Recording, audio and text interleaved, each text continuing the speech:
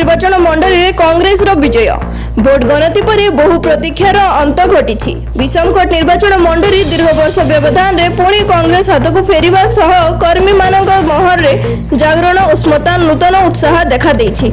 आज समग्र राज्य रे भोट गणति को नहीं विभिन्न महल रे उष्मता देखा मिलुथिबा बेले मुनिगुड़ा ब्लॉक रे विषमकट निर्वाचन फलाफल को नहीं सबु दल मध्य उष्मता देखा जाउथिला। हेले कांग्रेस प्रार्थी नीलमाधव हिक्का सबु राजनीतिक गणित को भूल प्रमाणित कर शेष 4टी राउंड रे बीजेडी प्रार्थी पूर्वतन राज्य हेवीवेट मंत्री जगन्नाथ सारका को 9403 वोट व्यवधान रे हराई सभी को चकित कर देइछंती। शेष पर्याय सुधा नीलमाधव 68,446 खंड वोट पाई प्रथम स्थान रे थिबा बेले पूर्वतन मंत्री श्रीयुक्त सारका 59,043 खंड वोट पाई द्वितीय स्थान रे रही पराजय वरण करिथिबा जणा जाय। आज सूर्यंक उष्मता को छिपी छिपी वर्षा शीतलता आनी देइथिबा बेले कांग्रेस शिविर रे राजनीतिक उष्मता किंतु तीव्र रूपे प्रकाश पाउथिला।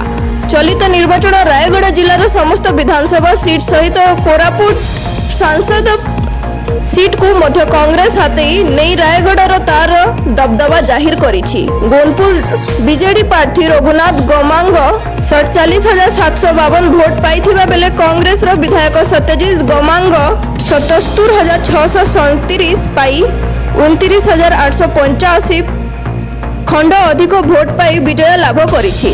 रायगढ़ जिला बीजेडी विधानसभा प्रार्थी अनुसार माझी 58,054 वोट पाइथिबा बेले कांग्रेस रो विधानसभा प्रार्थी आपल स्वामी काड्राका 87,129 पाई 29,085 अधिक वोट रे विजय लाभ करिछि। सेहीपरि कोरापुट लोकसभा सांसद पाई बीजेडी प्रार्थी कैशल्य हिक्का 3,23,649 वोट पाइथिबा बेले कांग्रेस लोकसभा सांसद प्रार्थी सबुगिरी उल्लाका 4,71,393 वोट पाई 14,07,744 अधिक विपुल वोट रे विजय लाभ करिथिबा बेले रायगढ़ जिला को आहुरी कांग्रेस रो पूर्व भली स्थिति रे गड़गड़ी उठिबा सभिंको कांग्रेस दर प्रति एहाक वार्ता देछि। एपीटी बीजेडी दुर्ग बोली विवेचित रायगढ़ जिला चरित निर्वाचन बीजेडी स्वासन्य हो जाइछि। अन्यपटे बीजेपी 2019 निर्वाचन भली एथर मध्य तृतीय स्थान रे रही निजर अस्तित्व को जहा जाहिर करिछि। रायगढ़ जिला गोनपुर विषमकट निर्वाचन मंडली कांग्रेस कर्मी मानक संगठित शक्ति द्वंद नेतृत्व और लोक मानक भल पाइबा एवं एक छतवादी स्थान रे अतिष्ठ लोक मानक माहुलिक लड़ाई विजयर कारण बोली स्थानीय नेतृत्व मंडली मानक प्रतिक्रिया बोली जणा जाय। होची गोनपुर निर्वाचन मंडली समस्त जनसाधारण विजय आउ अन्याय पछरे न्यायर विजय हेछि। मो पछरे मो कथा टीम टा काम करथिले बड़ भाईना भी काम करथिले हम समस्त गोनपुर वासी को सेवा देबु जे विजय हमर हमर प्रेस क्लब तरफ कंग्रेचुलेसन केमती अनुभव करछन्ती आगामी दिन कौन सब योजना रही केमती अनुभव करछन्ती एते दिन पर गोटे विजय लाभ।